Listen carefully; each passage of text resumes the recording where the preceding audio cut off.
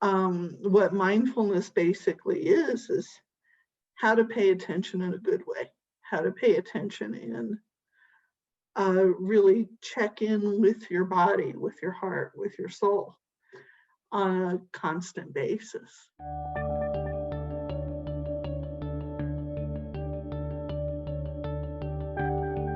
Hey everybody, Ken Hendricks from Home Instead here. Thanks so much for joining me again today. Today we have a returning guest, my friend Ruth Dennis. Ruth is an expert in Alzheimer's and dementia care. She's worked with Vista Living Care for a number of years. Vista Living Care is a network of unique aging communities seeking to change the culture of care. They've described their communities as traditional in values, but non-traditional in approach. Ruth is also the co-author of the book Dementia Care, Lost and Found in the Alzheimer's Forest. But what is mindful dementia care? That's what we're going to be chatting about today. So please welcome Ruth. Thanks for joining me, my friend. Thank you. And thank you. Thank all the folks who work with you guys. Thank you to all our caregivers and the crew that I work with. You guys are amazing. Right back at you. Thank you. What mindful dementia care is, what maybe the discussion should be in what is mindful. And yeah, I'm because going to give us. I think that, those words are big buzzwords that have really gotten a lot of popularity in the last few years in our culture. And I was thinking with any concept that has as great of depth as those, becomes popular, when we talk about it, it's always good to clarify what it is we're talking about. And so what was the working definition when you came at this book? When I came at the book, it was actually kind of in some ways a Buddhist approach, in some ways a Christian approach, in other ways just an approach of, are we paying attention? Are we paying attention to Alzheimer's? Are we paying attention to caregivers? Are we paying attention to the things that make life good? Vista Living we've been a part of the Eden Alternative for a long time now. And a lot of what the Eden Alternative is about is how do you get past loneliness, helplessness, boredom, all of the things that make elders miserable in our society. And we've strived to find ways to not make elders miserable, to give them a life Absolutely. that is a good life. And so mindfulness is about paying attention. Let's do a little experiment. Sit up straight, feet flat on the floor. Put your hand on your heart. Just take a couple minutes and feel your heartbeat. Deep, slow breath. In through your nose, out through your mouth. Do that about 3 times.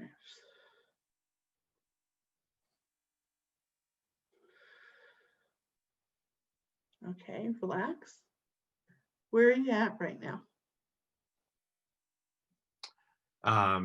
Where am I at right now? I'm in my office. More, if I look closer, I could get more in depth here, and I'm in my body, and could start describing the way that feels, and the way things look right now, the way things sound.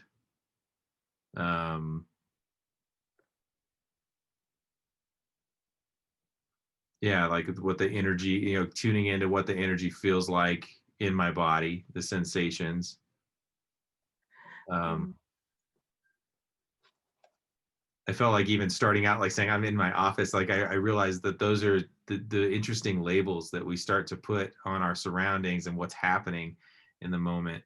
I mean, for me, mindfulness has been something that, a practice of meditation, over the last few years has it's proven to be something that's really, really fruitful in my life. Paying Yeah. attention to the simplicity of my experience moment to moment and learning to tune into that is a practice that like flexed a muscle and built up a muscle in me for a while that I saw was extremely beneficial. But then I've been thrown for a loop, with all of this, with the COVID stuff and like the change in our dynamic of our day to day. I've really fallen off the wagon. And like the silver lining of that is that I've been, awakened yet again to the benefit of the practice and seeing the contrast in Yeah. what my day to day is like and how stressors affect me when I'm not practiced. Like it's kind of like, going up a flight of stairs, when you're during a time of being really physically active and physically fit and not getting And out of then breath. taking a break. And yeah, Yeah. I have three kind of heroes, and I only knew one of them well. I knew two of them, but one of them well at the time I wrote the book. In mindfulness, one is Yolanda Ray, who you talked to a few weeks ago, Yeah. probably the most nurturing, gentle human being I've ever met. Another person is Melissa Smith Wilkerson, Yeah. who really is good at reminding you about the basics of getting back in your body. Another person is Sharon Lewis, who created the Stress Busters program. And one of the things that all three of them have taught me is the power of breath. Just watch your breathing. But B, just how simple and how short it is to kind of give a caregiver a breather, to give you that space. The breathing exercises can take 30 seconds or a minute or two. Deep breath, and it gives you a little perspective. A lot of the book came out of caregivers can't give what they don't have, what you ain't got. COVID puts that on steroids. COVID makes that just a really brutal, grieving, tough process. And we need to recognize how amazingly heroic anybody, whether they're a family at home 24/7 with an elder, or home care staff who's in and out and scared all the time about what's going on, or line staff people in facilities, nurses, administrators, caregivers, who are, how do we keep people safe? And what happens when you can't keep people safe anymore? What happens when the storm comes to your door? And, that happens, and it's hard. But I think just little pieces of, when I talk to my caregivers, when I see them, are you drinking? Are you having a drink of water? Are you eating? Did you eat lunch? Are you breathing? Take 2 seconds, go outside, pull off your mask in the backyard, and take a deep breath. Go back in and do the work. That is a lot of what the book is about before COVID. Now, what is a good idea and a good suggestion and may make you survive longer, now with COVID is really a necessity. We've got to find ways to support people in caring for themselves, and also, kind of making sure that you're doing the real basic stuff. Are you drinking water? Are you sleeping? Have you eaten a decent meal today? How many times have you taken a deep breath? Because it's life-giving for elders too. I think being able to kind of slow down with an elder and say, and we do, Yolanda and I both used breathing with elders as part of the routine, part of when we do exercise, part of when we are talking to people. Okay, take a deep breath, hold my hand, put your hand on your heart, stretch, wiggle, shake, just to get that space to get out of the fear, the anger, the loneliness, the sadness, the stuff. It's almost like mindfulness. The aim in a lot of ways is to get us um, to a place where we have the vantage point to kind of get out of our mind, like get out, like Yeah. out of just the mind's approach to what's going on, to actually And see. out of Melissa Smith talks really well about, like, and Hope Carville. We have a couple of friends who are really good, several friends who are good at the mindfulness thing, but about kind of getting out of the reactionary mode, getting to where you're not reacting, but you're accepting and acknowledging. But there's a difference between not reacting and denying. You don't deny your feelings and make them go away. Mm-hmm. There are a good friend of mine who was a caregiver for her husband with ALS, bought a punching bag at one point, put it out on her balcony and punched it. And I think that was a great idea. I don't know how long she kept the punching bag. So I'm going to buy a punching bag. But it makes sense to me, because you have to get the feelings out. They have to go somewhere.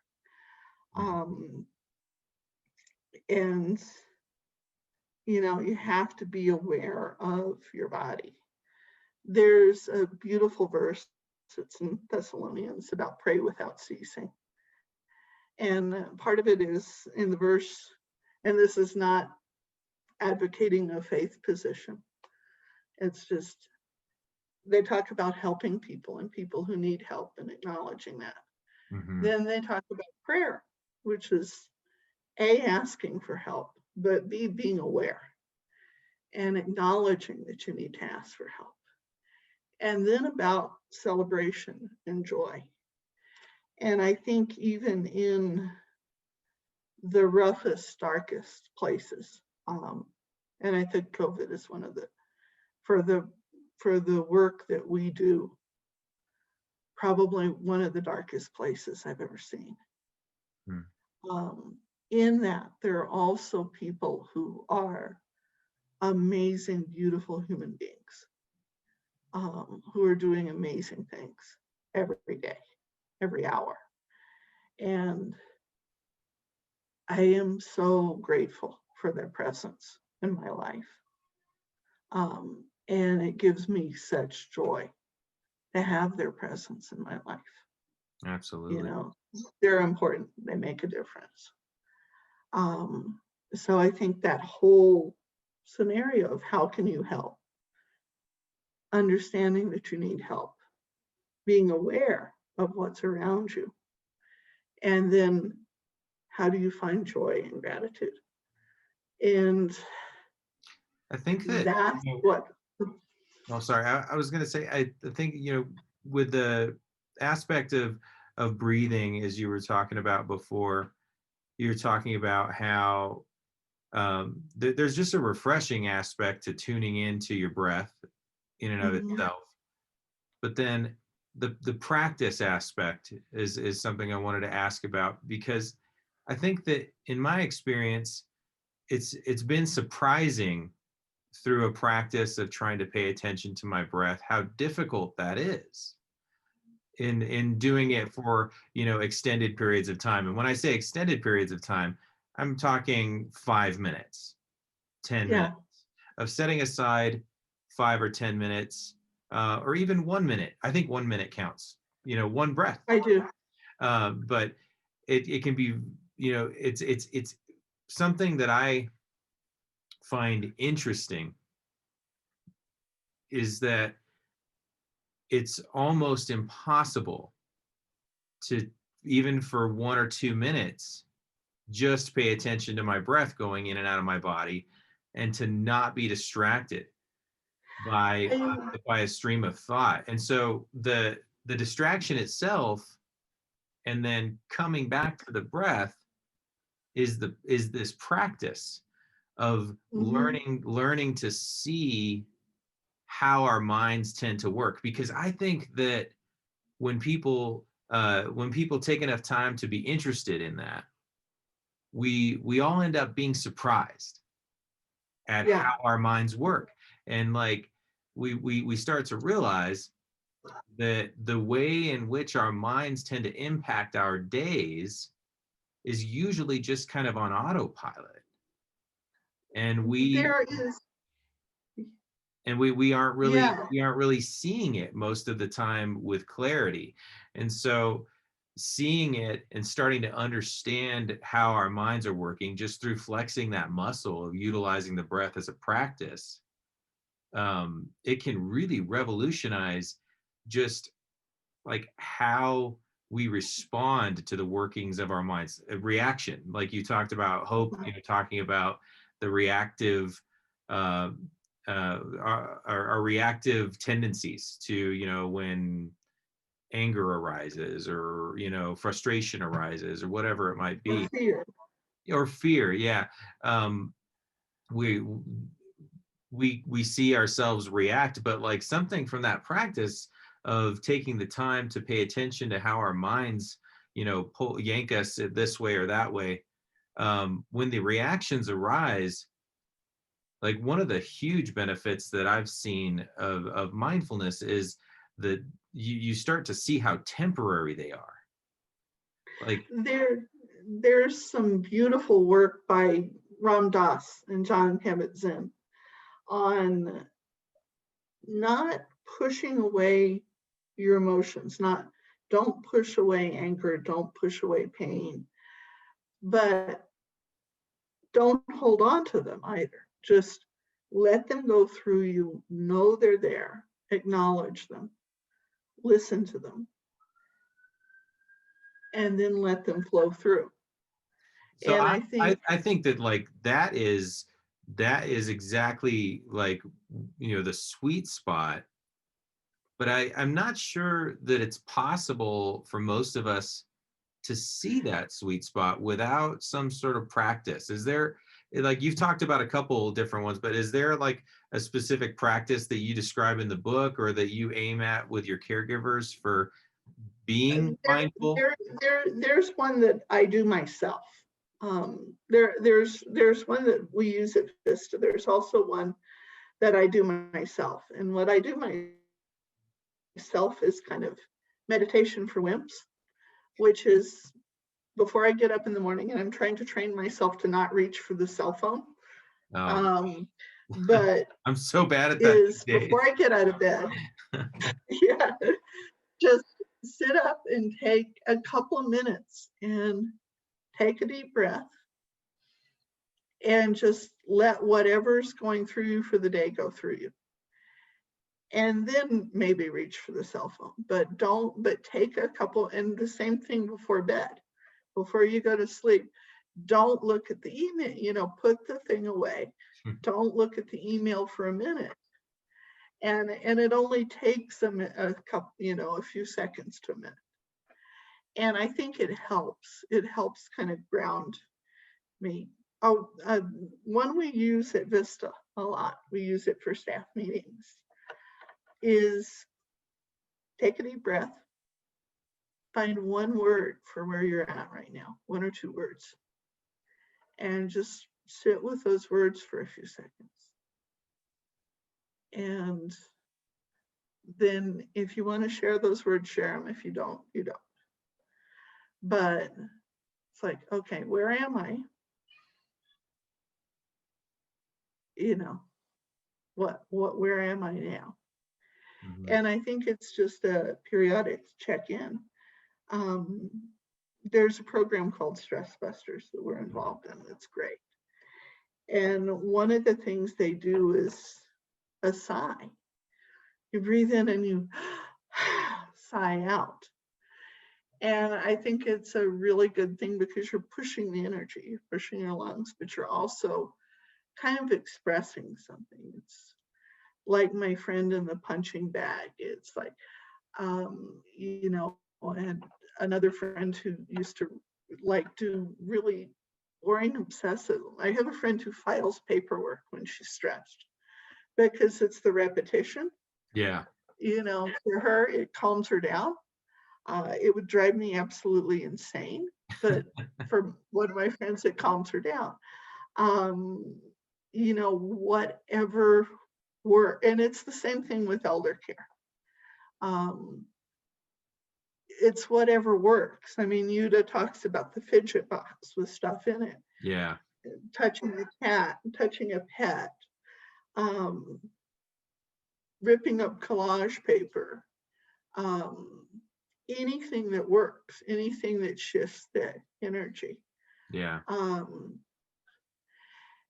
My brother had pieces of him that were autistic, and he rocked, he did. But all of us need, whether we're autistic or have Alzheimer's, or all of us right now need something that's self-soothing, something that you can go to. It can be music, it can be art, it can be fabric, it can be prayer, but any place that you can go to make it safe for even a few minutes, even a few seconds, or to give you that space. Yeah. Part of Eden Alternative is dealing with loneliness, helplessness, and boredom. And that isn't just confined to elders. That's also a big, big thing. I mean, burnout is basically any caregiver out there having loneliness, helplessness, and boredom. In work with addictions, they talk about person, place, or thing, which is the very basics. Are you paying your bills? Are you eating good food? Are you sleeping? Do you have relationships that aren't troubled or violent? Mm-hmm. Are you doing the basics well? And I think if all of us were honest about it, we may be doing most of the basics well, but there are one or two places where we maybe need work, or we maybe Yeah. need to think about. Those are things we And always are tweaking, and I mean, well, I think the healthy approach is to always be tweaking, with minimal judgment.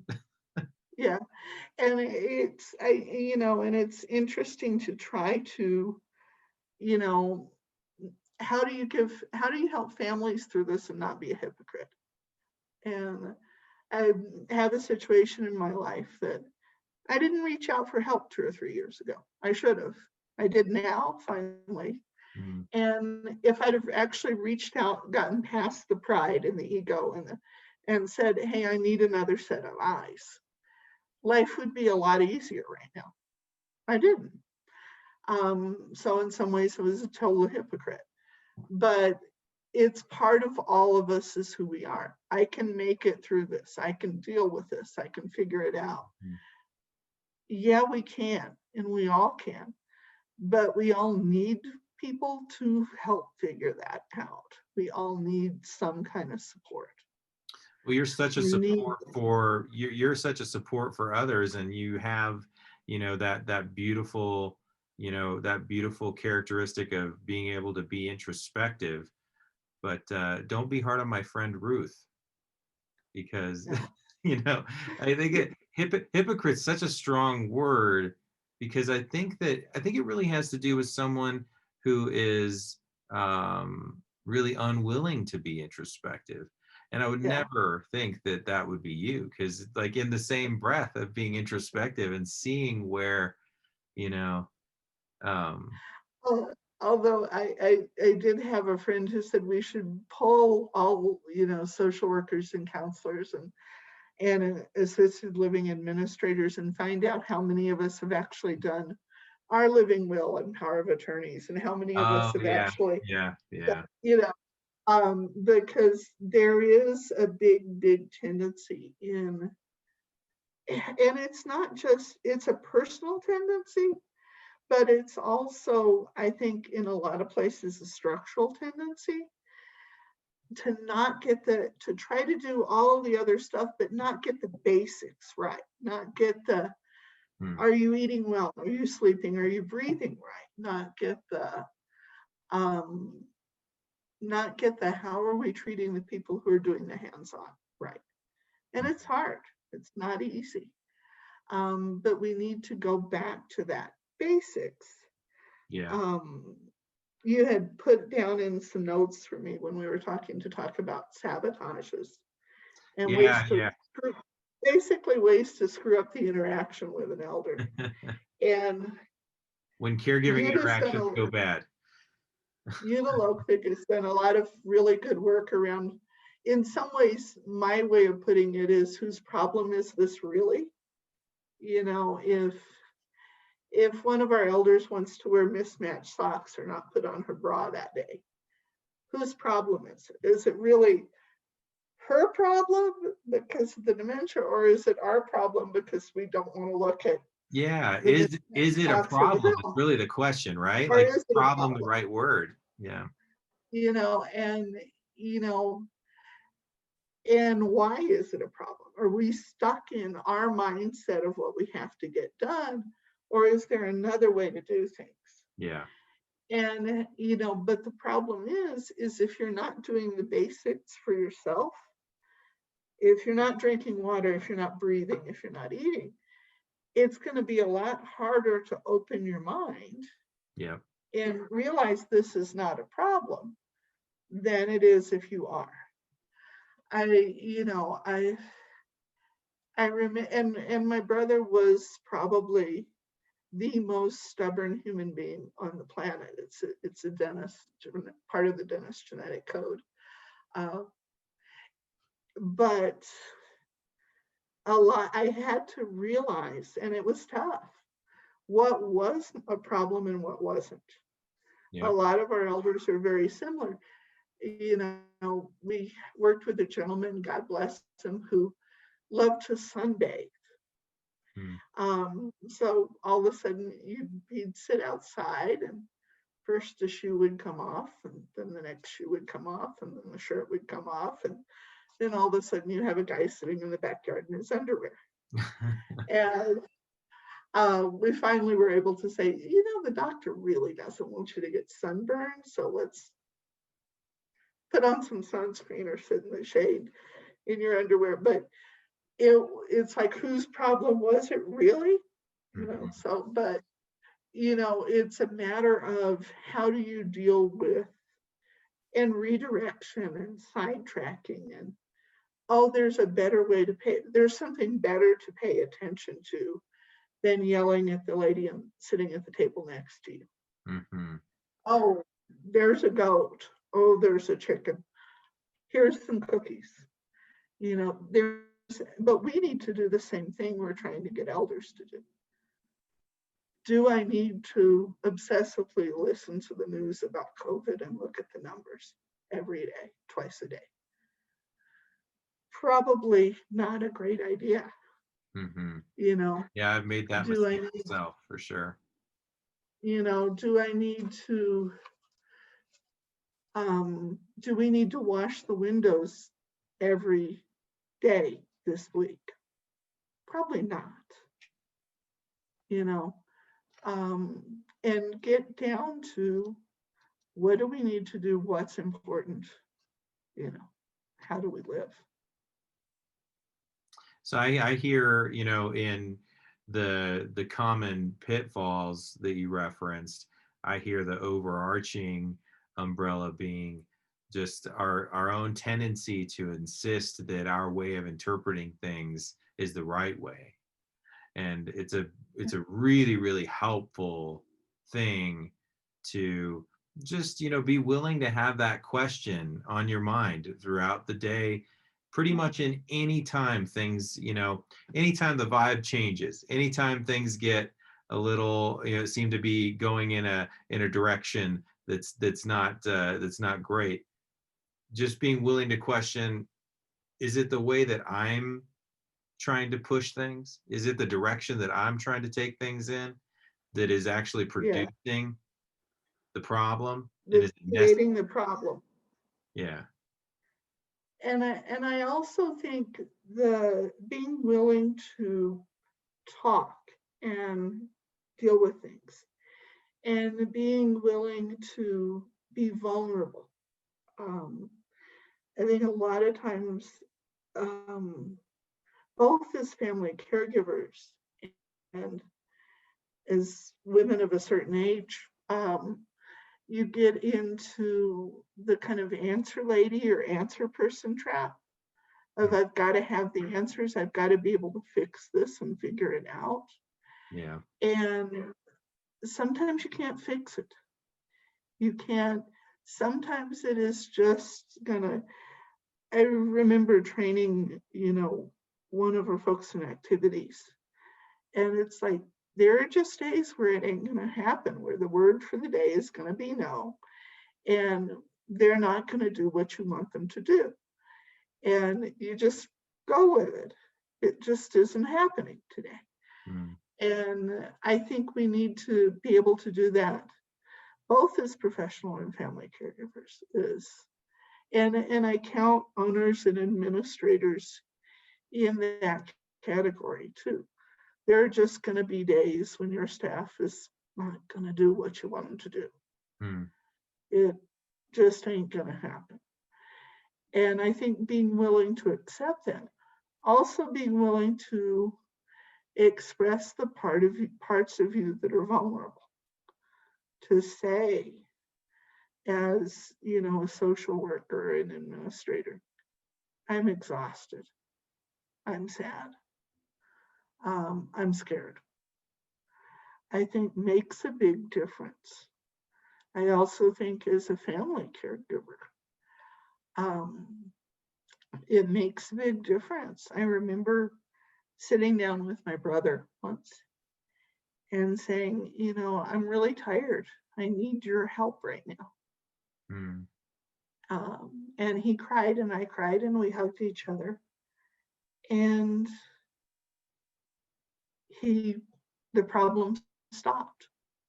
Um, he stretched out in the bed and put up his feet. And, but I think if I wouldn't have been honest with him, if I wouldn't have said, hey, I'm really tired, that energy wouldn't have changed. I think there a level of vulnerability is really, really important. And I think we get kind of programmed to being, hey, I'm the answer person, I can't be vulnerable. Yeah. And the truth is, especially now, everybody's vulnerable. Yeah. I think that an approach, the approach to life in general that resists vulnerability is a losing battle. I mean, because it's just like, you mentioned needing to be the answer person. I think that, we want to be strong, as strong as we can be. There's positive to that. We want to know uh, the answers as much as we possibly can, but we want to spend at least as much energy on being comfortable with our weakness, accepting of our weakness, and accepting of not knowing the answer. Yeah, If we can't become comfortable or at peace, maybe I should say, with not knowing the answer sometimes, and at peace with not having the utmost strength at all times, we're going to make ourselves pretty miserable because we're yeah. going to resist so much of life that is the way that it is. There's a beautiful, beautiful meditation out there on grief and on guilt. And one of the things it talks about is, you know, accepting your feelings, but also accepting that what you were doing and it's a meditation after someone has died. Mm. that what you were doing was the best you could do at the time with the resources you had. And, you know, every line staff, caregiver, nurse, family caregiver, doctor, you know, nursing home assisted living administrator needs to kind of do that type of prayer or meditation every day Mm. and just say, you know, I'm doing the best I can with the resources I've got. And I'm trying. And if I put my heart into this, I'm doing the right thing. Um, and because there are so many people out there that are doing the right thing. Absolutely. So one of the things that uh, we mentioned before, that you mentioned before, was, the idea of finding some sort of practice or exercise, getting off the phone, whatever it might be, whatever our hindrance is. One of those things is definitely picking up a book. And Yeah. so I just an actual paper book, we don't really do that as much these days, but we want to tell people where they can get the book. Where's the best place for them to buy, for folks to buy Mindful Dementia Care these days?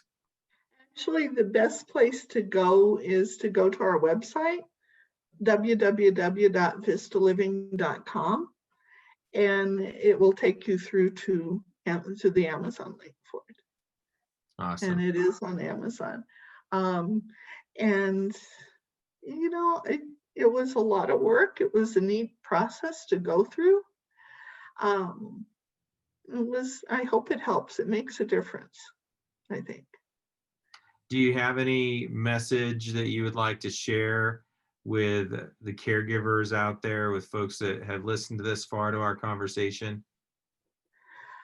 I think, to do the basics, take a deep breath, go outside, scream if you need to, shake it out, um, drink plenty of water, eat at least one healthy meal every day, try to sleep, but also you're doing a damn good job.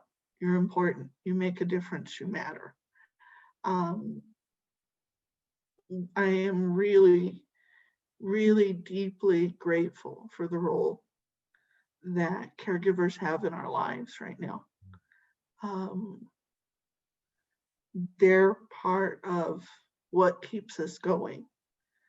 And I think in a much deeper way now than they've always been the core of what keeps all of us going. But I think right now, they're the people who'll save the world. And I don't mean that in kind of a new agey, sappy. I think in reality, they're the people who are going to keep us alive. And I Absolutely. am deeply grateful. Well, thank you for sharing that, and even just that encouragement to get back to the basics, because they call them basics for a reason, right? They're foundational for a reason. Yeah, So thank you for taking the time to chat with me today.